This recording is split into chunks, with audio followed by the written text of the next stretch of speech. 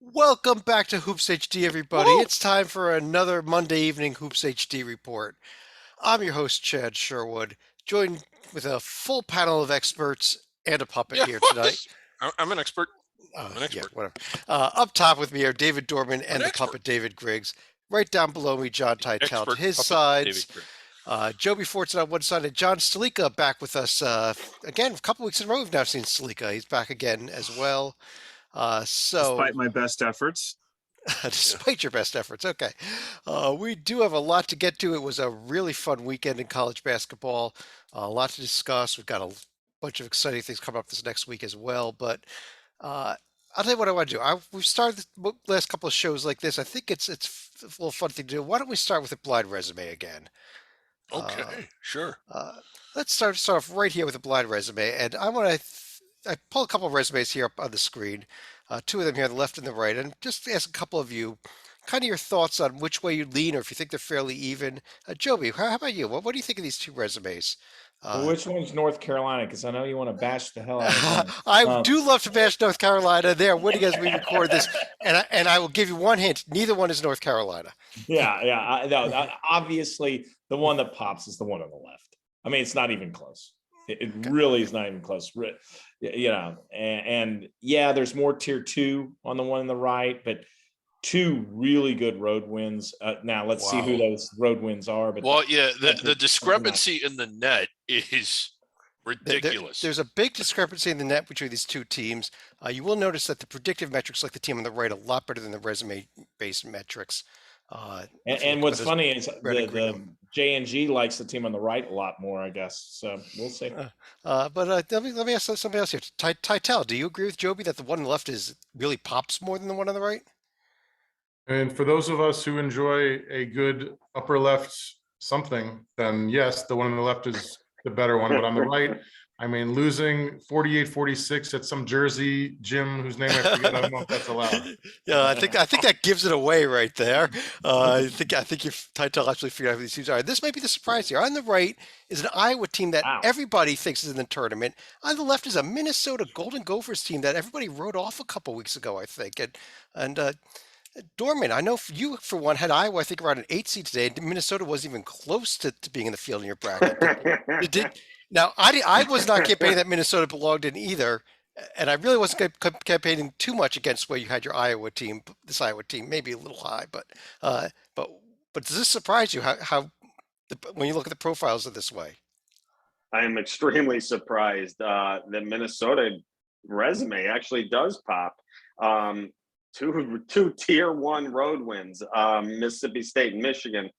Yeah, those popped this week. Coming up, Ohio State at Wisconsin, home Purdue at Iowa. Those four games are huge for Minnesota. That will tell us which way they're going.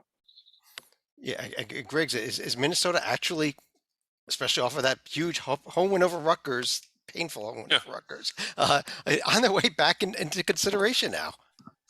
Well, I think they've been under consideration. We've been considering them. We haven't been putting them in the field, but they've definitely been on my board. The one thing is that when you look at the names and you look at what they've done, Michigan and Mississippi State are really nice road wins, but those aren't exactly like teams that are going in on the first ballot and maybe not going in at all. Uh, and the one thing about Iowa is that they did win it many, and I was so impressed with that you saw where I put them in my bracket. Yeah, um, I guess that maybe that if you want to call these two teams even, the tiebreaker obviously was Iowa won at many, but it's kind Yeah. of interesting, I think at least. But let's go ahead and pull up the Big Ten standings because we've already spoken a little bit about the Big Ten. We mentioned Wow. Minnesota a little bit here, but maybe where we need to start is Michigan State. And Dorman, I know you wanted to Yeah. talk a little bit about what Michigan State did, especially with that huge road win on Friday night. Huge road win in Madison. They go in there. They got up 20 and it never really got close. Michigan State's playing good ball. It's Izzo time. It's almost February. It's almost March. Here comes Izzo. Two next games at Illinois, home to Michigan, are huge. But with that record, 6-1 in the big conference, the conference I feel is the strongest in America. Michigan State is in great standing, and I almost think we're underrating them with these 3 and 4 seeds we've been giving them the last few weeks. Yeah, I'm big on this Michigan State team. I just wanted to say that, like, I called it. I said that when they had their game against Northwestern and Wisconsin, they would go 1-1, and I was right. Okay. I don't know. What I'm I an don't know what to do. Expert. Joby, I don't know. Another thing that you want to talk about is maybe even getting back into the consideration here is the other team from the state of Michigan with a huge road win at Indiana. Every year, there is a team that everybody is dismissed this time of year, usually on February 1st. And to get back into, and there's inevitably a team that makes a charge every year. It's often, I remember Purdue's, it's been Purdue. Virginia was it one year. It was Nebraska one year, remember? Michigan has all the pieces. They were a preseason top 10 team.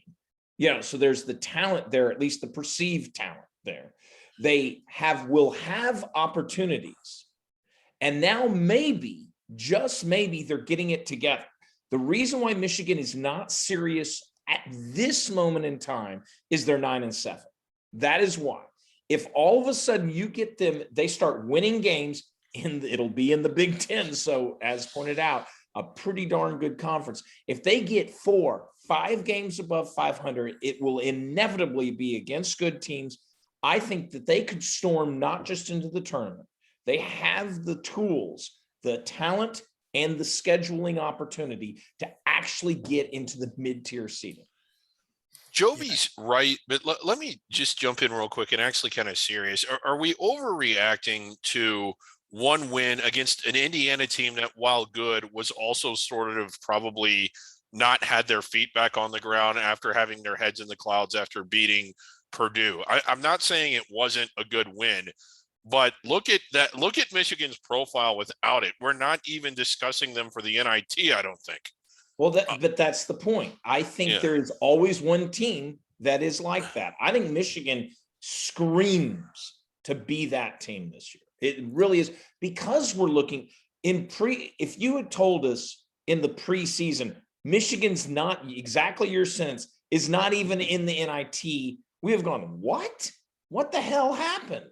Well, I would have known what this team has pieces. It needs to be put together. Missing livers, that they did lose to graduation some components, but this team, I truly believe they have the talent, they have the opportunity, and they showed it against Indiana. That might be the first. That might be this quote unquote amuse bouche, so to speak, to what might be a very great run. Of course, then they'll go out, they'll lose to Northwestern and get killed by little brother by 30, and they'll never be heard from again. Okay, well, I'll tell you what. If we want to talk about a team that could still make a run, Titel, I know you want to talk about my Scarlet Knights. Well, there's nothing amusing or bouching about your boys, but they are a strong contender for home court hero of the year. 0-6 away from that Jim and Piscataway, whose name I always forget. No, we won at Maryland. We won at Maryland. They had a 3-point loss to a Minnesota team last Saturday who was playing without Eric Curry and Elijah Stevens and Jamison Battle. They do host the Terps again on Tuesday. Then they head to Lincoln next Saturday to face a Nebraska team that has not won a conference game since March of last year, when they had a 21-point win over, yes, you guessed it, Rutgers. If the Scarlet Knights lose again, Chad might just drive his car off the nearest Parkway exit while listening to Bon Jovi and wishing he could pump his own gas. Springsteen. Bon Jovi or Bruce? I thought it was Bruce. Bruce. They're both from Jersey. They're both. It's definitely Bruce Springsteen. First of all, now let me go back to the Senators because we're going to keep moving around. But Stalika, real quick here, I'm going to bring up the upcoming schedule in the Big Ten. Tons of games this week to look at. Is there any game specific that you are circling? Maybe even start with tomorrow night's Michigan State Illinois game. Yeah, we need to circle the Illini because they had a bit of a rough week. It was one thing losing in double overtime at home against Purdue, but no Kofi Coburn. And then they have what can best be described as a bedwetting at Maryland. That was really their first bad game in league play. I got one that's not a showcase game, and there's plenty of showcases here. You got Ohio State, Purdue, mini with it. This Indiana at Maryland game, I think, is really, really important because the one thing Indiana really doesn't have much of, it's wins away from home. The low-hanging fruit on the road does not get a whole lot lower than going to Maryland. And I'm not saying winning at Maryland is easy. It's just not nearly as hard as winning most other places in this conference. If Indiana wants into the field, they need that one. I'll tell you what, Agree or disagree, bracket experts? Sure. Tell's nodding his head. Yeah, absolutely. Okay. Okay. I agree. Let's jump over to the conference featuring the #1 team in the entire nation, at least in the AP poll, and finally getting there this week after just missing out by a few points last week. The Auburn Tigers continuing to roll, pound Georgia, and then top of that, a very impressive win over Kentucky. And Salika, let me start with you with this Auburn team. Just how good is this team?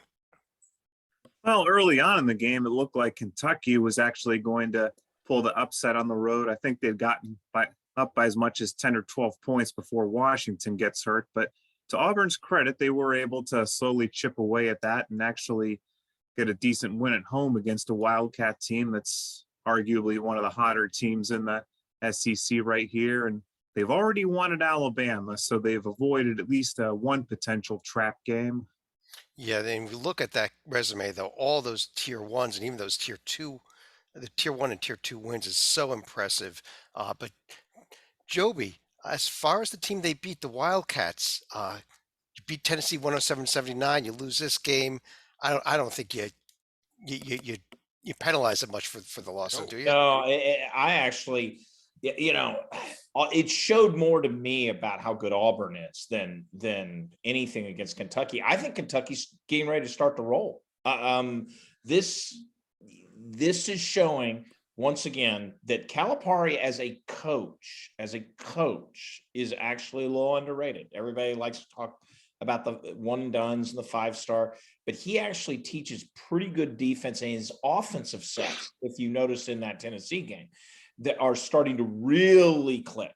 And it's not because you have single stars, you have talent, don't get me wrong, but you don't have the Anthony Davis, to use, lottery pick first overall situation. You don't have really that sitting in Kentucky. You have a team. And I like the way the team is coming together for Kentucky. Yes, they fell short against Auburn, but I think a lot of teams are going to be falling short against Auburn. This Kentucky team is right now on a glide path because, once again, SEC will give opportunities where Kentucky, I think, will succeed.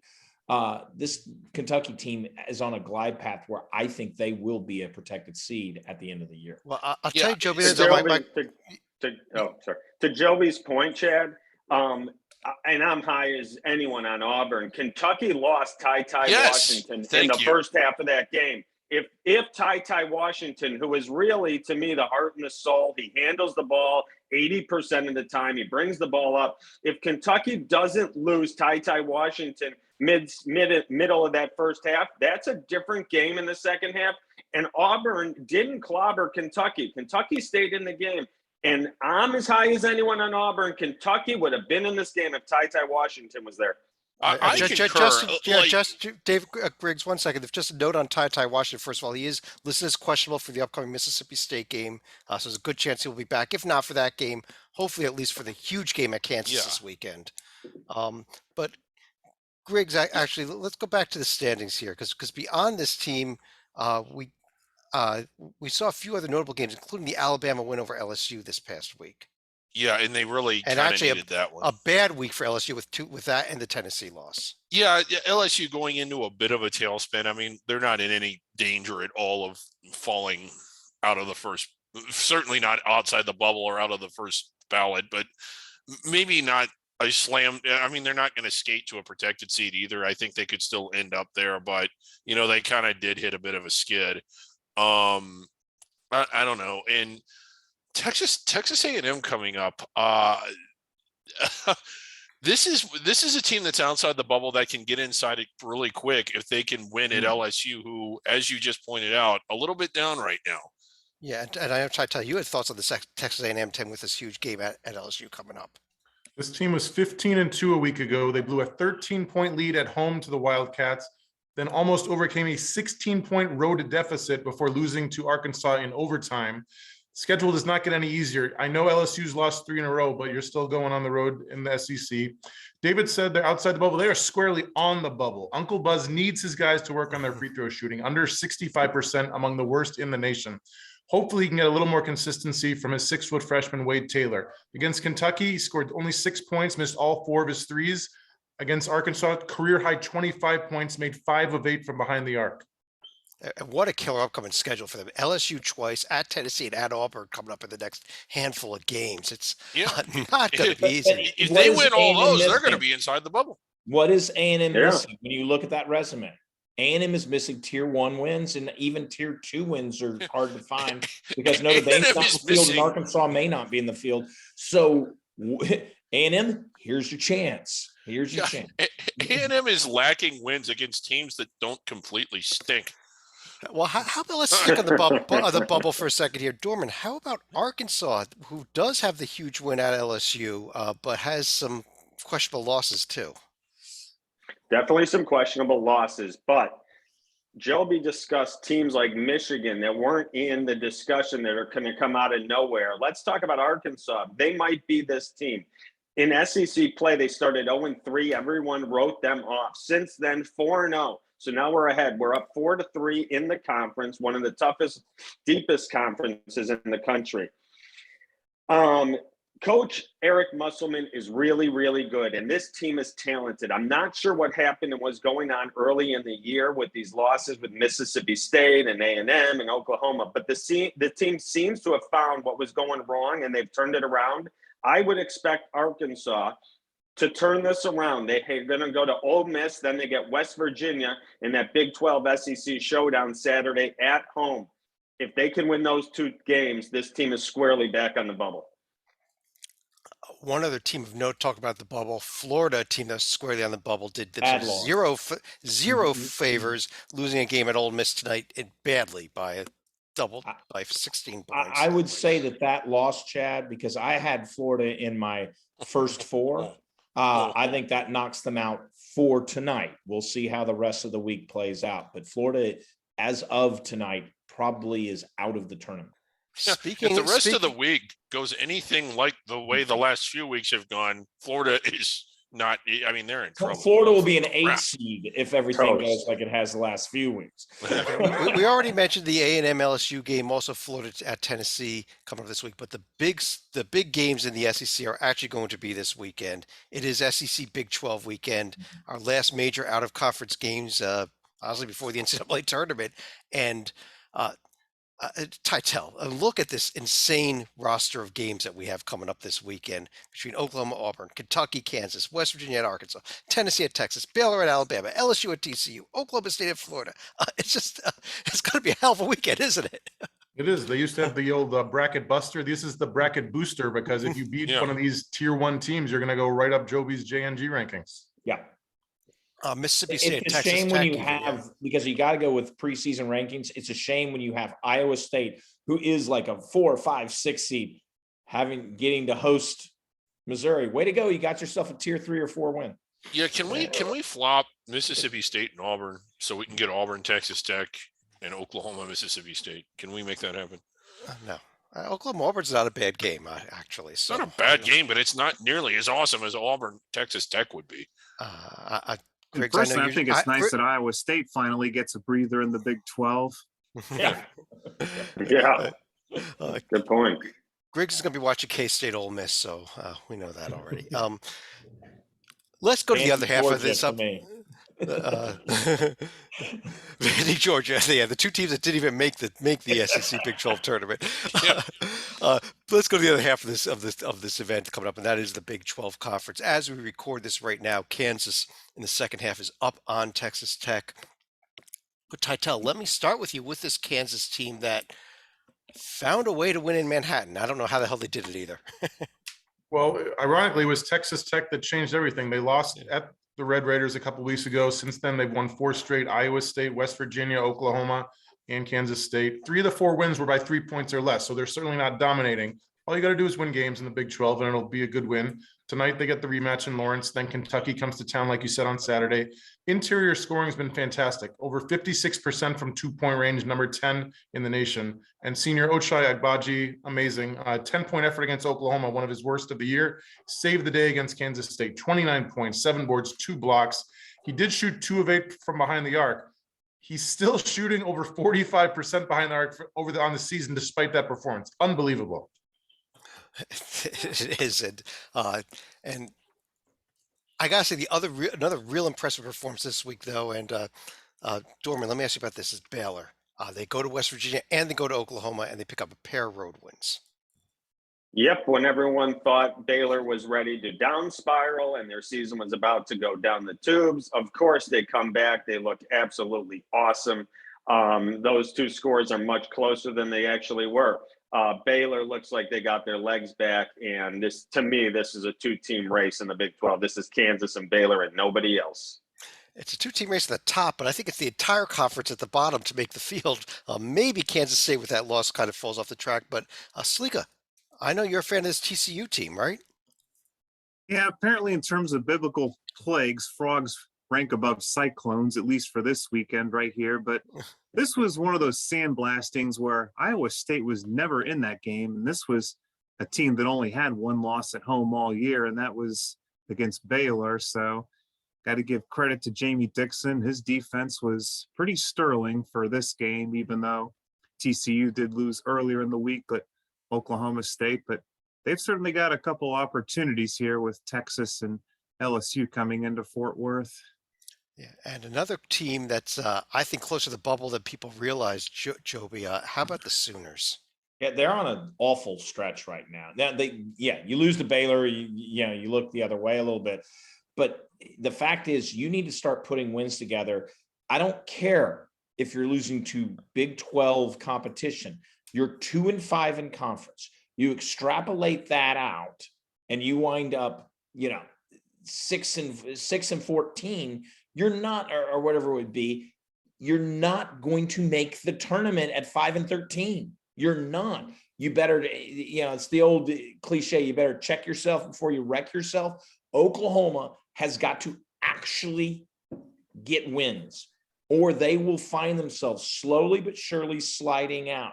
Hey, they have some nice wins. The Florida win doesn't look as good tonight, but it'll still be a solid win. Iowa State, we all know, is a solid team. But Oklahoma is on much, as you hinted at, Chad, is on much more nervous ground. They need to right the ship. It needs to probably start as soon as West Virginia. I'll give them a pass on Auburn, but TCU, if you lose that TCU home game, and then lose at Bedlam, then the wheels have come off. Oklahoma is that Big 12 team, along with K-State, that misses it. Yeah, and And talk about Oklahoma team, State, obviously. another team that Griggs.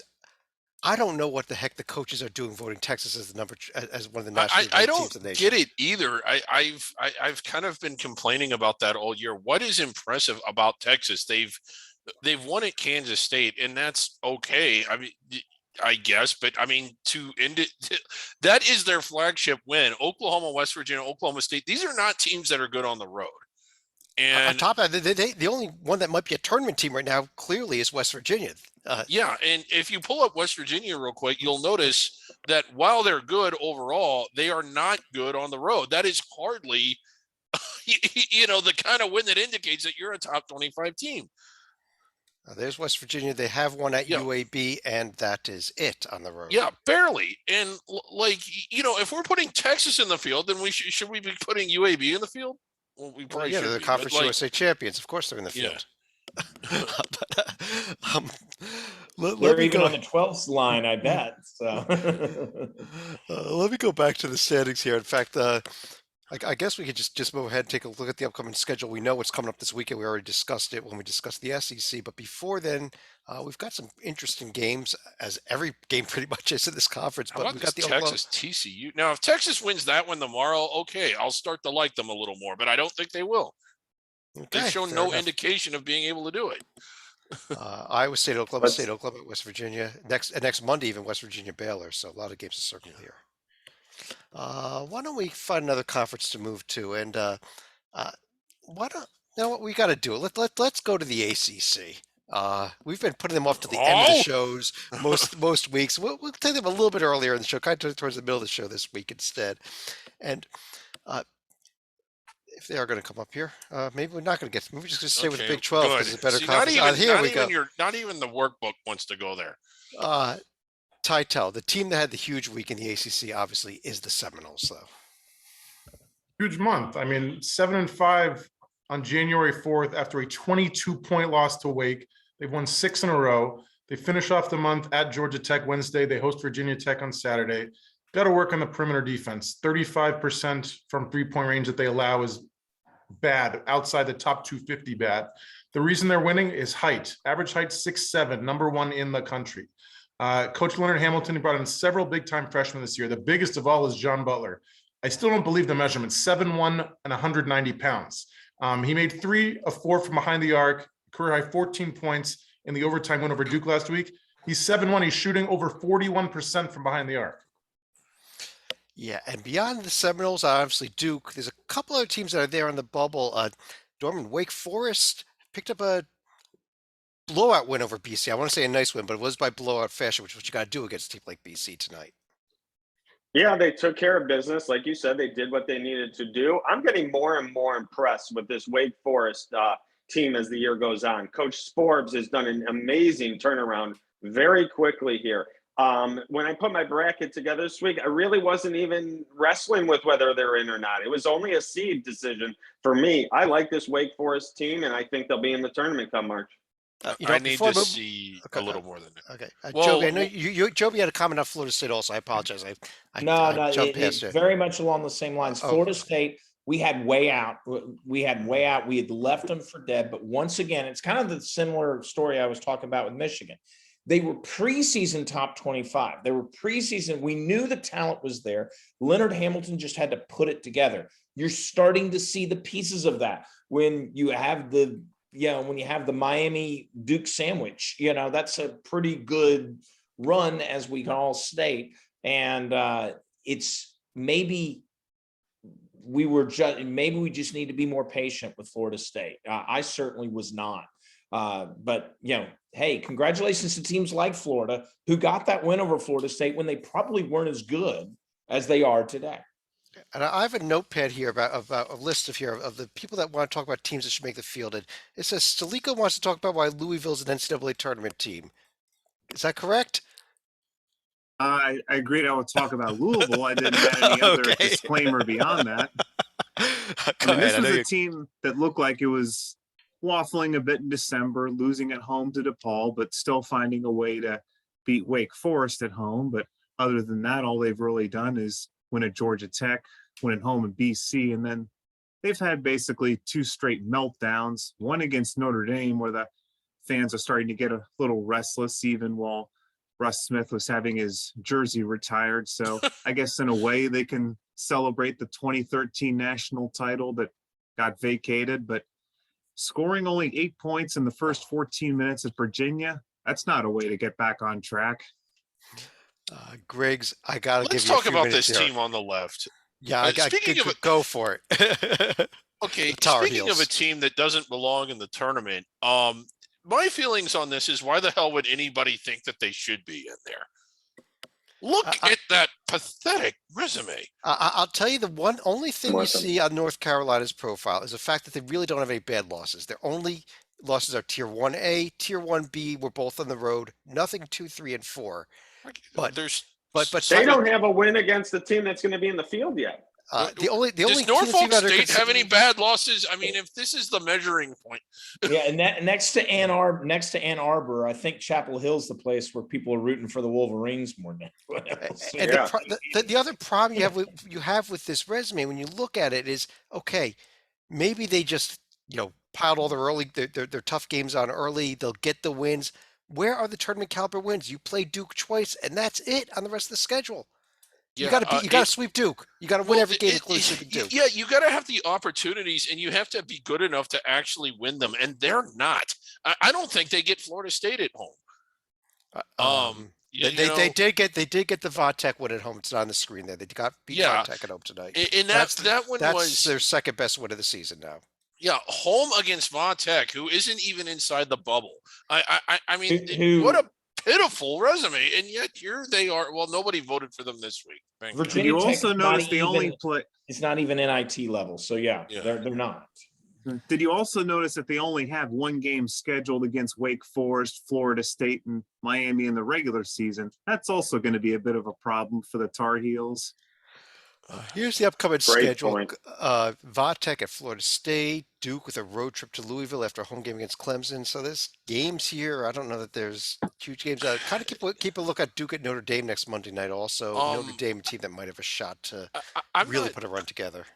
I'm not quite as big on Wake Forest as Dorman is, but like you know, again, you want to talk about low hanging fruit. If they go to Syracuse, if they won in the field, that's the kind of game that you should be expected to win on the road. Yep. Over in the Big East, I think we got to start at the top of the conference. I know Sleeka, Joby, you both have comments. Joby, let me go to you first. The Providence Friars now in sole possession of first place. And it's not a fluke. What I want to pick out on Providence is precisely that this is the first place team in the Big East. It's played a solid schedule. It's 14-2, but yet there's 7. If Texas were 14-2, we'd be talking in the top 5, even though they're not even close to that. The fact of the matter is Providence is being very majorly disrespected, in my opinion, by the polls, by the discussion out there. Providence, I truly believe, with today's resume, we'll see as they go through the Big East schedule if it continues, but with today's resume, they are a protected seed as of today. Yeah, no one, you go on bracket matrix, they're a 6. It's like, and that's because people who actually know, like me and Titel, are actually pulling them up to 4. Yeah, and it's ridiculous. The lack of disrespect these folks are getting. They need to finish it off. They can't go into a slump. They can't pull a Creighton from years past, because this could very well be that case. But this resume, I'll let Stalika talk about the on the court product. This resume is a damn good resume.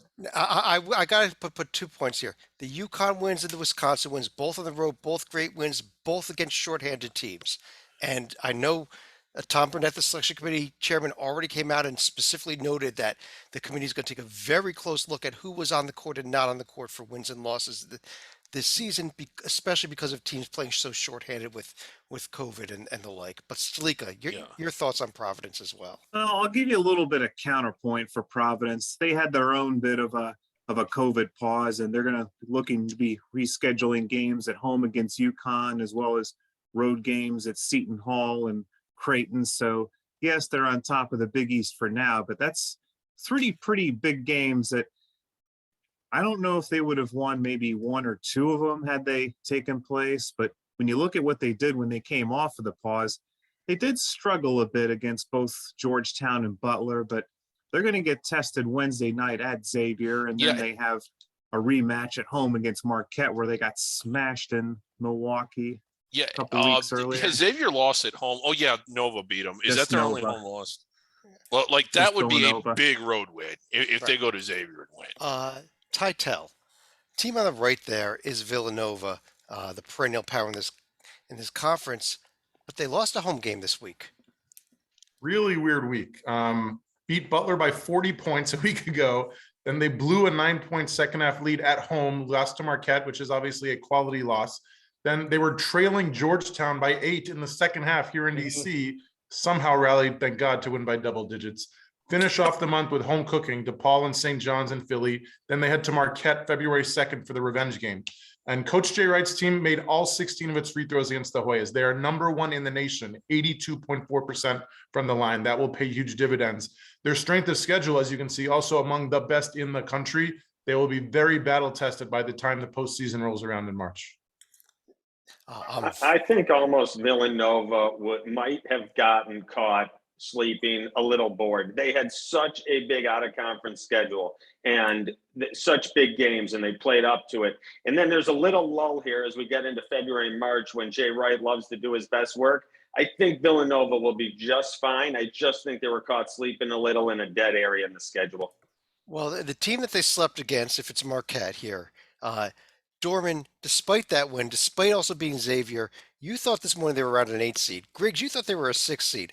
Quite honestly, Griggs, let me ask you about this team because I'm completely sold now on this 6 game winning streak that Marquette has had with wins at Villanova, wins at home over Xavier and Oh Seton yeah. Hall. This is I'm ready to call this team starting to sniff a protected seed. Oh, I would agree. I don't think they should be any lower than a 6. I think that I would have them around a 5 at least. And I don't know what it is about this team. I think that they were 8-6 or 9-6 or whatever they were at one point. But look at most of those losses. You're talking about at Xavier, at Wisconsin. These are just not places. UCLA. These are just not places that teams can go and win. Like protected seeds can't win those types of games. A lot of them can't. And when you look at their wins, it's just an incredible resume. And when you watch them on the court, they're good. Um, and it's not like Xavier and Wisconsin blew them out. Well, Wisconsin kind of did, but yeah, I'm big on Marquette. I think they're continuing to improve. I've liked them a lot more than I think most of the panel most of the season.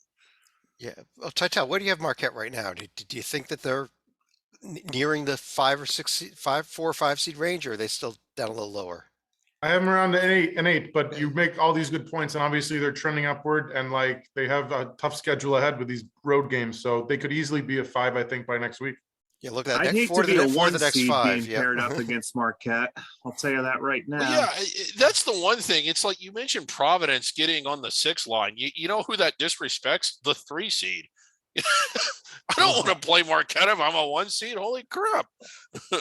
Dorman, real quick there. I pulled Seton Hall up on the right. Not only have they been kind of struggling lately, as we record this, they're down big in the second half at home in Walsh Gymnasium on their little home court here to St. John's. Seton Hall heading in the wrong direction quickly.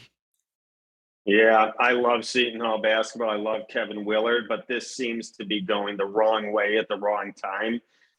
They escaped the other day in St. John's in the Garden. They didn't play nearly as well as they could or should.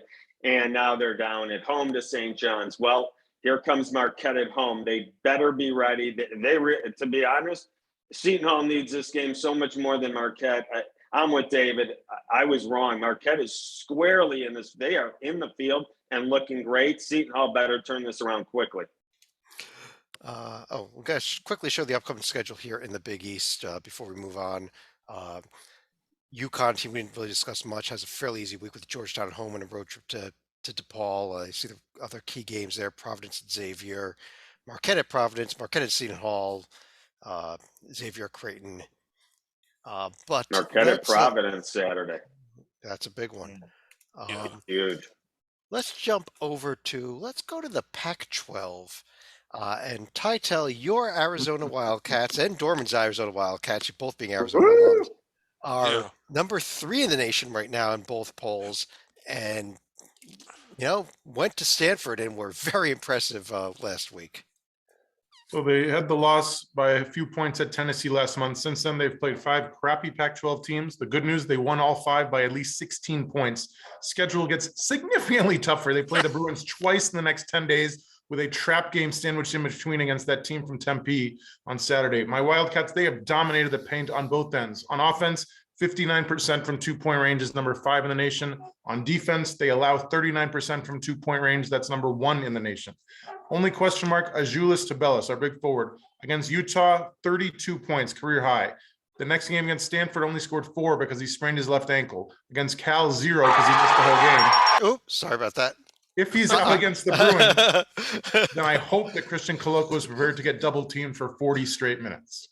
Yes, my apologies. I did not mean to ring a bell at you there, but I guess the one thing, Griggs, when I look at this Arizona profile, I guess if you love top left corner, that's a little bit light. By 1 seed standards, absolutely, but they have a chance to puff that up here over the next week or two. If they win this game at UCLA tomorrow, I'm all on board with them being 1 seed. Okay. Speaking about UCLA, Stalika, how about the Bruins, who've won 3 in a row now and also have a very impressive profile? Well, this has always been a road trip that's usually tripped up the Bruins in the past, but this time UCLA and USC actually get the road sweeps at Colorado and Utah, which had not happened before. So good for the Bruins to keep pace and, most importantly, not look ahead to their upcoming matchup against Arizona.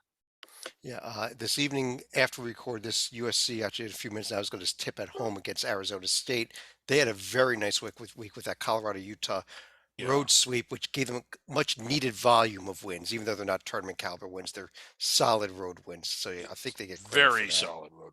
And on the lighter side, Chad, do we have a sound effect for Arizona State? Because they're going to have a few notable absences tonight because of because of what happened against Stanford the other night with Hurley F-bombing the refs, and I guess a couple of their players chasing him off the court as well. Yeah, Jay Heath is suspended for tonight's game, and Bobby Hurley is suspended for tonight's game. Well, why? Uh, Go watch on Twitter if you. I've seen it. Good grief, what a freak. Joby, how about the bubble? It's specifically Stanford after the home loss to Arizona, but did come back with a win over Arizona State. Are they still there? Yes, they very much are, because everybody is the shiny object in the Pac-12 room right now is Oregon.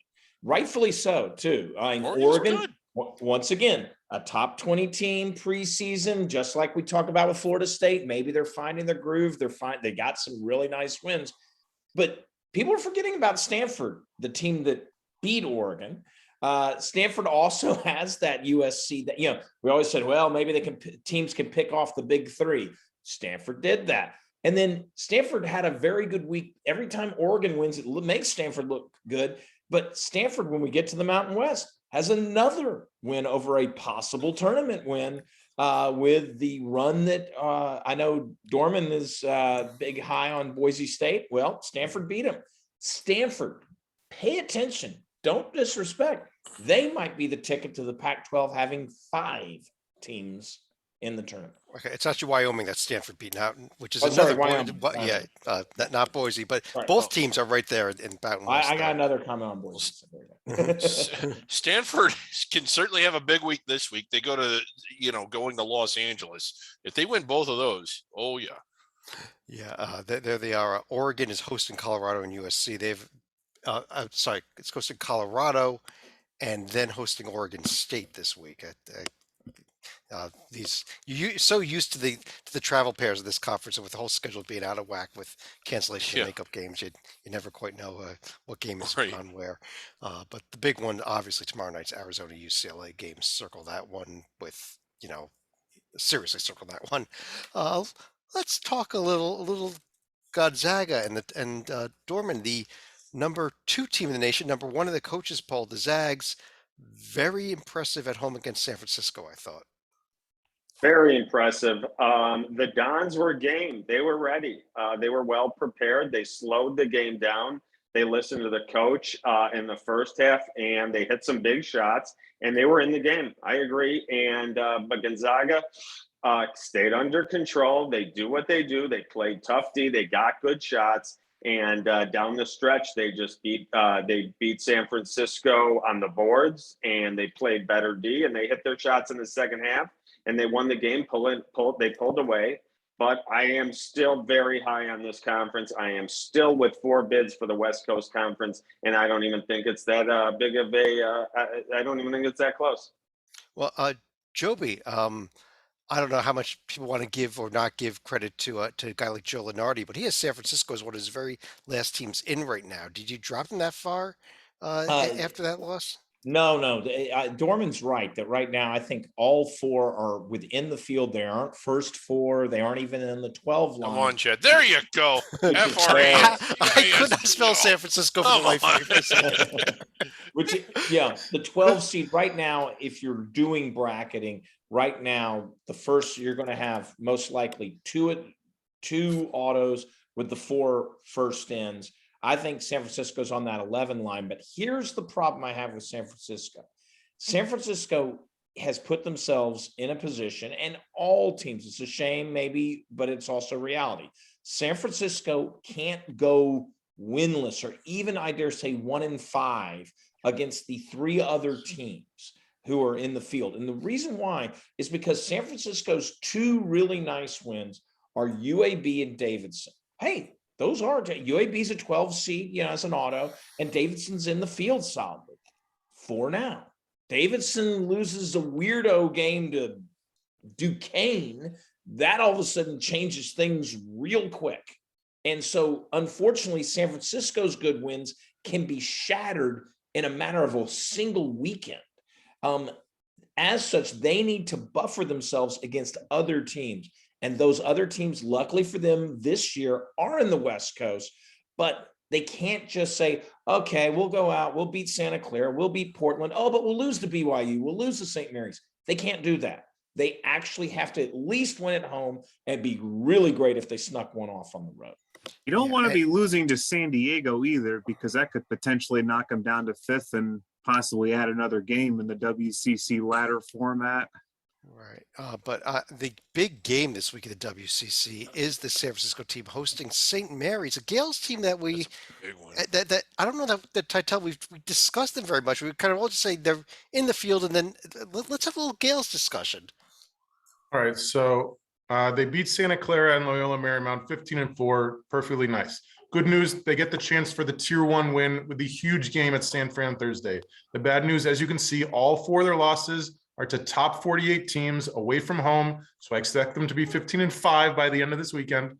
And Rocco was giving shout outs to the freshman Augustus Marshallonis like the whole month of October. And the kid is money at the free throw line. I'll give him that. 24 of 27 as a freshman. However, behind the arc, 9 of 43, hasn't scored in double digits in more than a month. He's a little too much Lithuanian, not enough sensation for me. There's the other team, Stalika, real quick, in this conference is BYU. Just missed the top 25 this week on a 3-game winning streak. They've got coming up in a couple weeks here, San Francisco and Gonzaga back-to-back at home. Well, it already helps that they have a pair of wins against both St. Mary's and the Dons right here. So in this case, they're not just worrying about a Gonzaga hangover per se. So with this in mind, BYU certainly playing like a team that's probably going to be seeded, I want to say 5 through 7 right now if the season were to end today. Yeah, and really, I think they've made up for that Vanderbilt loss they had in Hawaii and that awful loss at Utah Valley. That was a beehive. The upcoming schedule in the West Coast there, it's on the screen. We already talked about the key games, of course, being the Bay Area War on Thursday. I've been excited about that one for a long time. A couple more conferences to run through real quick. Let's jump over to the American first of all, where Dorman, Houston is a team that no matter how many players it loses, that they just keep winning. I'm done doubting Houston. Exactly. They lose guys, and it doesn't matter. The next guy up is just as impressive and just steps up. Kelvin Sampson's system. They just play great D. I love it. They're in your face the entire 40 minutes. 2 guys that are really stepping up, and probably the 2 guys that are highest on the list for American Conference Player of the Year, Josh Carlton and Kyler Edwards. Josh Carlton, all he's doing, 18 points a game, 8.5 rebounds, 3 blocks. Kyler Edwards, 19 points a game, 6.5 rebounds, and 5.5 assists from the little point guard.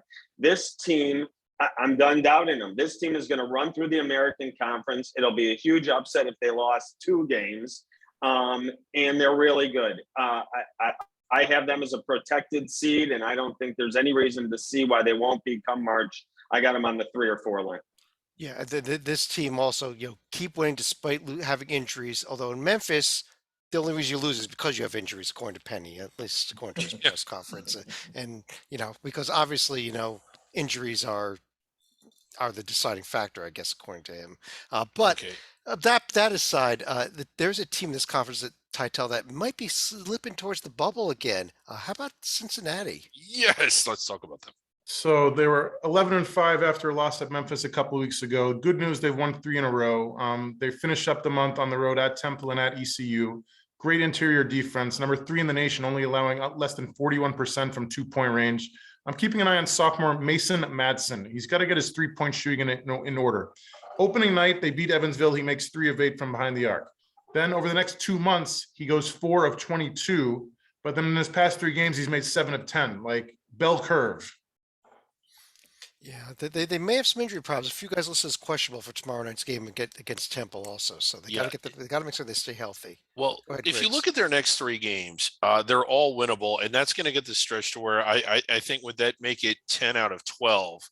And they have, if they can win the next 3 and get some momentum built up and get Houston in their building, I think that that's where they sort of bust through the glass ceiling and perhaps either onto or inside the bubble.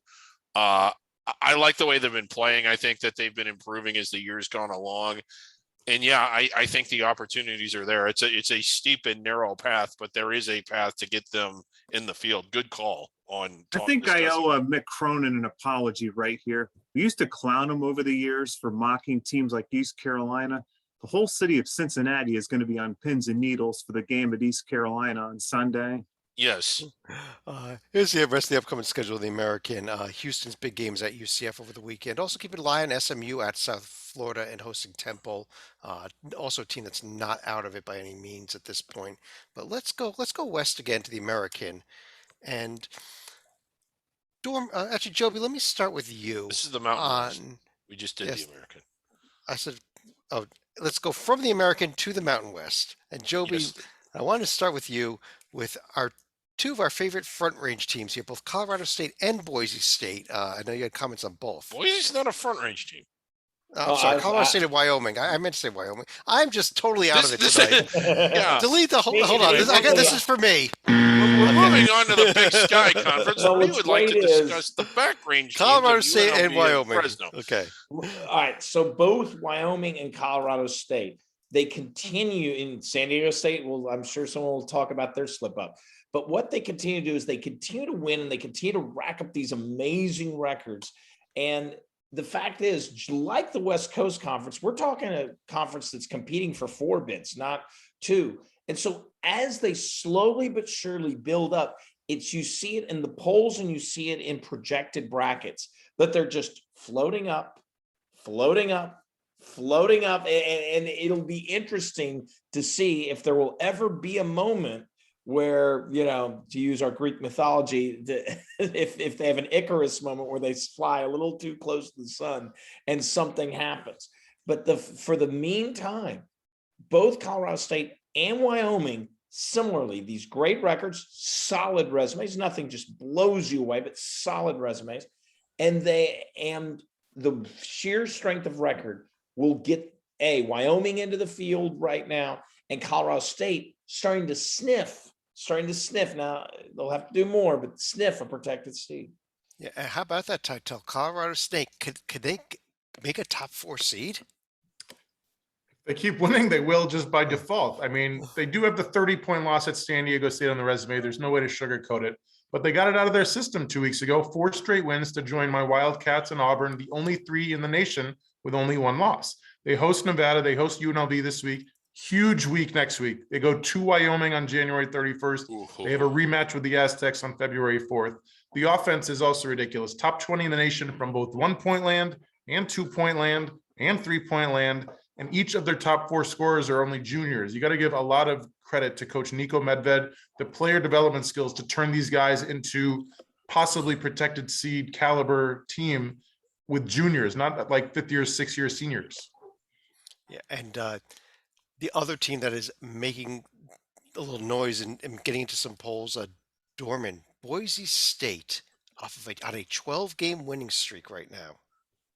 I'm real high on this Bronco team, and I agree with Joby. This Mountain West Conference is 4 bids to me. I completely agree with that. Boise State had as rough as a 2-game road trip in the Mountain West as you can get.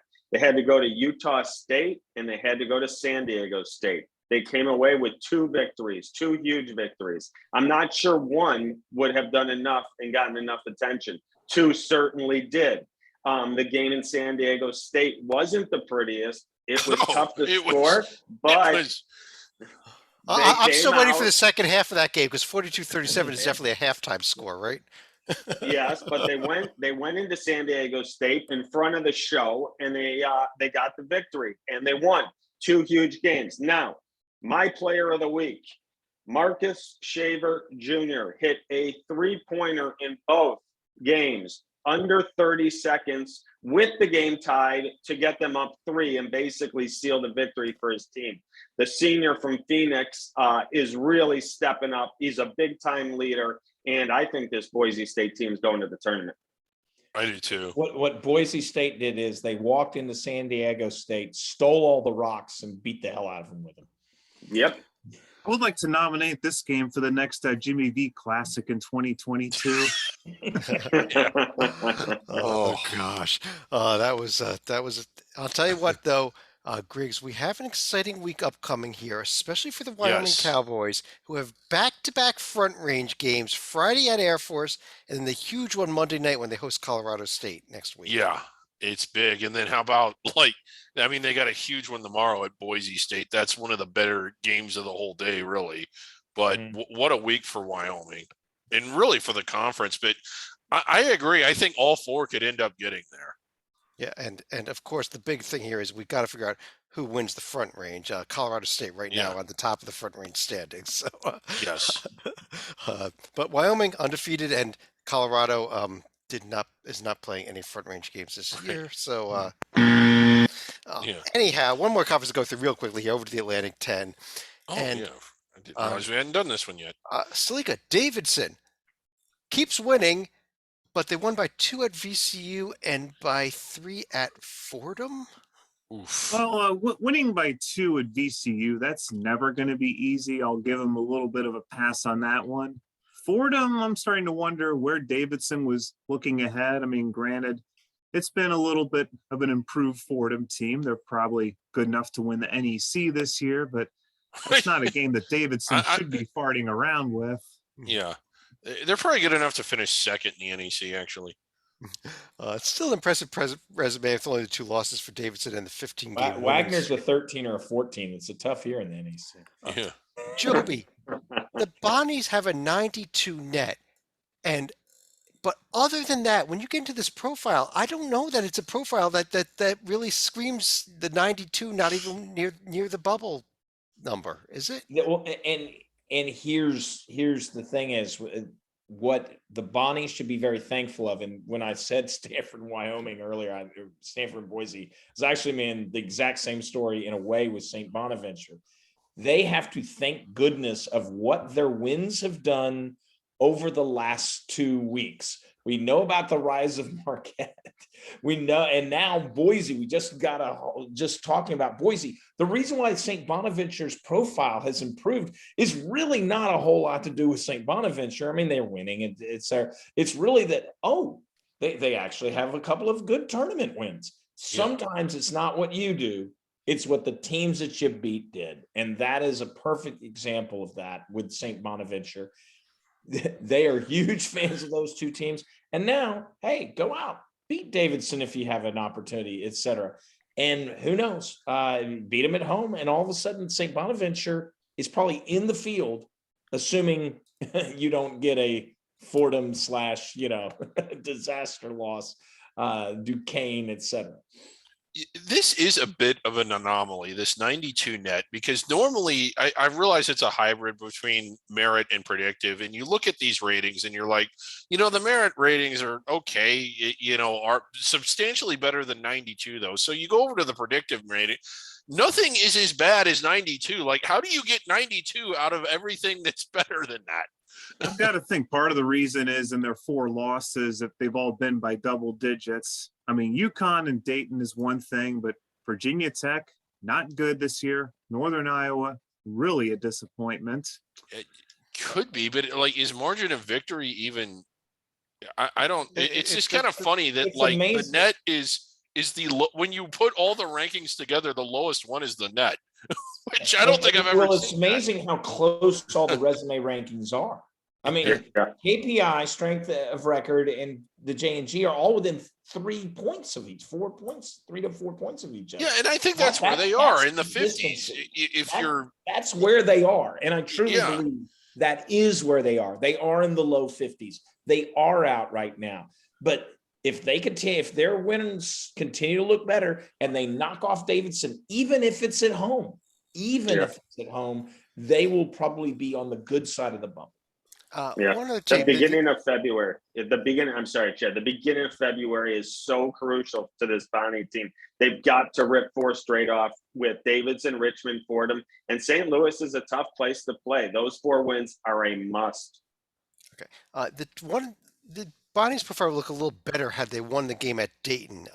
Titel, I know you had a few comments on this Flyers team with one of the craziest resumes I've ever seen, with so much good and so much bad. You took the words out of my mouth. So they start the year down in Tier 4 land with 3 home losses. And we head up to Tier 1 land because they had the best 4-day weekend of anybody else season. They beat Miami and Kansas and Belmont, granted by a total of 9 points, but those are all quality wins, obviously. And then if you're looking for wins from December 5th to January 7th, good luck. They only won 2 of them. The reason is they have one of the most inexperienced teams in the nation. 8 of their top 10 scorers are freshmen. I get it.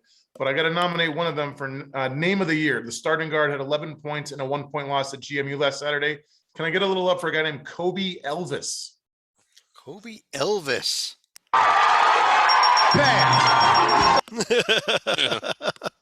Okay. Wanted to do that all show long. Yeah, let's see. Now I did bring the bell at the right time, but let's see. Upcoming schedule here in the A10.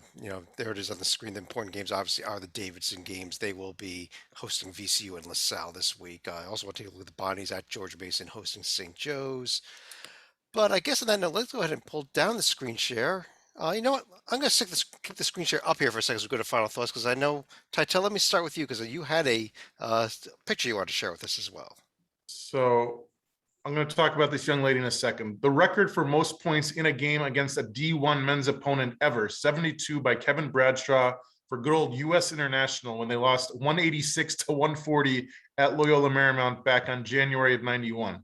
Today's shout out is to 6'6" Kansas State center Aoka Lee. Last Sunday, NCAA women's record 61 points in a 94-65 win, not over a cupcake, against an Oklahoma team that was ranked number 14 in the country. What did she do? 23 of 30 from the field, 15 of 17 at the free throw line, 12 rebounds, 3 blocks. She does it all. She's already graduated with her degree in psychology, hence the graduation photo. She's currently getting a master's in couple and family therapy, which is going to come in handy because any coach who has to face her this year is going to need some therapy.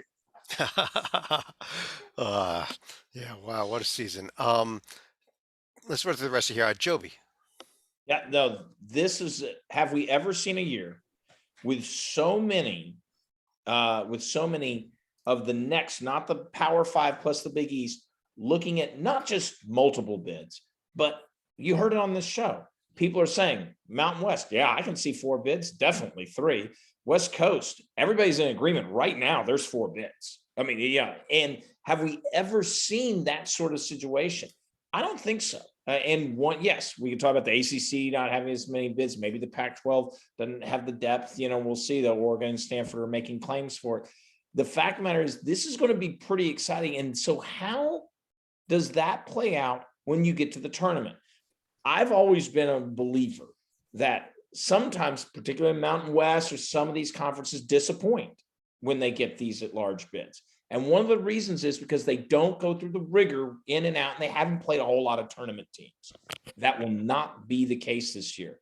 If you are San Francisco, if you're St. Mary's, you will have played 6 games against tournament teams in conference, as of right now. Same with the Mountain West. If Boise gets in, they will have played 6 games against tournament teams. And so all of a sudden, they might actually be prepared to play the Thursday, Saturday, the Friday, Sunday against real competition because, hey, they might have seen that when they've actually played in conference. So it'll be very interesting to see if this holds, how it actually plays out in the tournament. Because I do believe, as much as we like upsets, I do believe sometimes these non-Power 5, but just below Power 5, overly disappoint in the tournament. Maybe not this year. We shall see. All right, we shall see. Salika. We alluded to it earlier during the Big East, but it is now officially gone final, and that's St. John's winning by 21 at Seton Hall. I mean, the Johnnies, we haven't been talking about them at all this season, given that they hadn't really done much home or away, but hopefully this would be the start of something nice for them. But for Seton Hall, you're about to run into a buzzsaw against Marquette at home later this week. So this was not a game to be looking ahead. Yeah, this is a bad loss for Seton Hall. Dorman. I am not one of the people that say college basketball is in trouble and in disarray and this and that. But what I would like to see is a little leadership. And I just think someone should be the commissioner, a man, a woman. It doesn't matter to me. People like friend of show David Warlock, Greg Shaheen.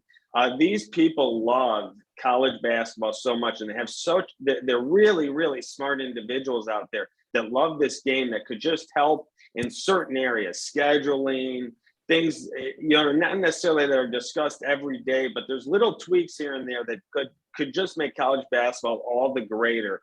And if the schools would just agree to let someone oversee this and have a little power, I think this great game of college hoops would even be a little better. All right. That leaves just Graves. Before I go to you real quick, I just want to give a quick shout out to Dick Vitale. It was announced tonight that he will not be broadcasting any more games this season, as he's had some vocal issues. We hope that he's back for next season and healthy and beats his disease here. But Griggs, you wanted to finish out the show, I think, Yes. but I do have a button ready just in case. What do you need? No, you don't need that. This is Okay. going to be brilliant. And Joby touched on this already, and we talked about it on the show. And it's just the improved play of the Mountain West. 4 teams inside the bubble, maybe a 5th if they get to the NCAA tournament. And it just goes to show you again the pure genius of what Tim Miles is doing. Elevate. That's our show, everybody. Thanks for joining us. On behalf of David Dorman, David Griggs, who will not be back with us ever again, John Titopolopi, John Salika, and Joby Fortune sides, I'm Chad Sherwood. Thanks for joining us. We'll be back again Wednesday night with Under the Radar, Thursday night with a bracket rundown.